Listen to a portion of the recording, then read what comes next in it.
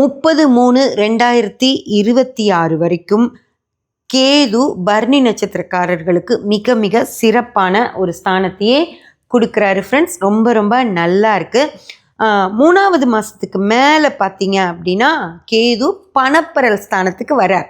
அதனால் உங்களுக்கு 3வது மாதத்துக்கு மேலே தான் நீங்கள் ஏதாவது ஒரு பிஸ்னஸ்லேயோ இல்லை உங்களுக்கு ஒரு ஹைக் வேணும், வேலையில் இருக்கீங்க, அங்கே ஒரு ப்ரமோஷன் வருது, அதுவும் இன்க்ரிமெண்ட்டோட ப்ரமோஷன் வருது அப்படின்னா, அதுவும் கேதுவால் நடக்கணும் அப்படின்னா அடுத்த 3வது மாதத்துக்கு மேலே 30/3/2026 மேலே உங்களுக்கு அந்த விஷயங்கள் மிக மிக சிறப்பாக நடக்கும்.